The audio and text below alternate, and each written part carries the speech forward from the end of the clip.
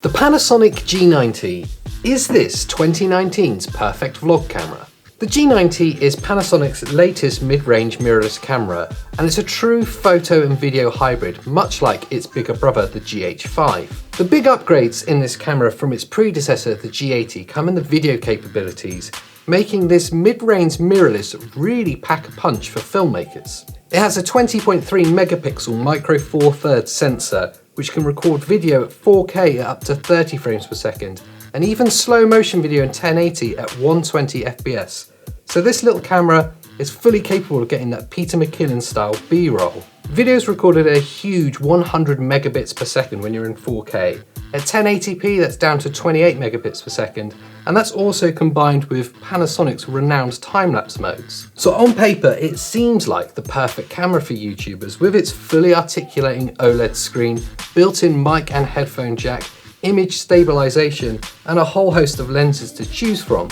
So let's just jump in and look at the good bits of the Panasonic G90.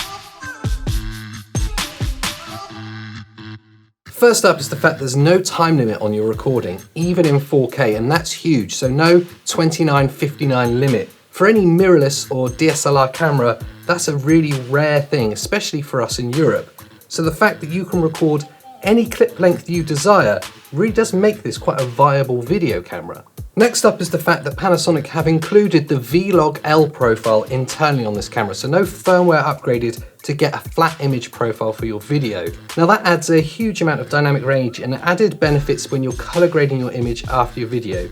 It is worth bearing in mind that it only records in 8-bit though, so there's only a limited scope of grading you can do before that Vlog L profile does start to degrade.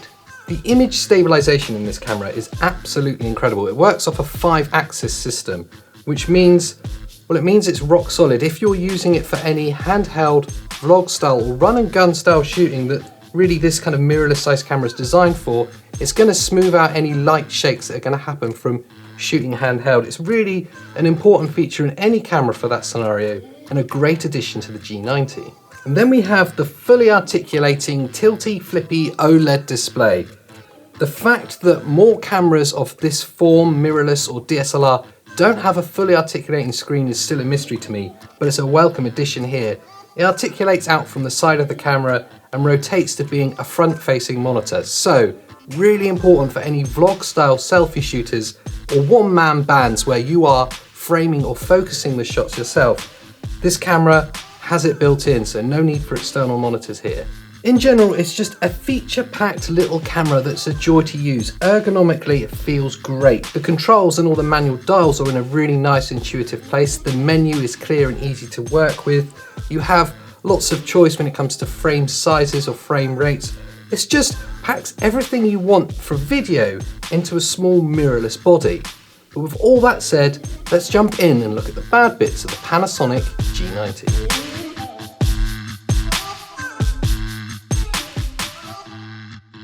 The first bad feature is the crop you get in 4K. It adds a 1.26 times to the crop of the micro four thirds sensor.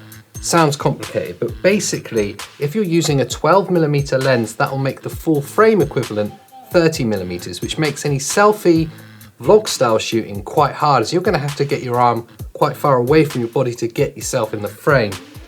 Beyond selfie style shooting, that crop's not a huge deal, but it is definitely something worth noting. Then we move on to Panasonic's autofocus system. It is still a little bit of an issue when it comes to video.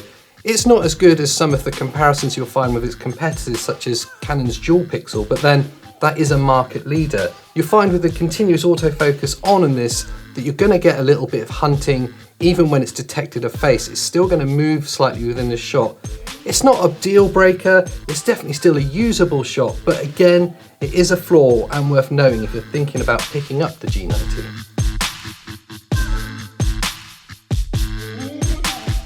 In summary, this camera is a welcome addition to the filmmaker's world. That said, its form factor and its price does put it in the market next to some very serious contenders. I would say though, for anyone looking for a mid-range mirrorless to shoot both video and photo, you would not be disappointed if you picked up the Panasonic G90. So for some more information on this camera, there are links below. And whilst you're down there, why not consider subscribing to our channel or even signing up to our Filmmakers Club? our monthly Patreon where you get access to our filmmaking assets to help you on your filmmaking journey. So that's been my grab and go review of the Panasonic G90. Thanks for watching, and I'll see you next time.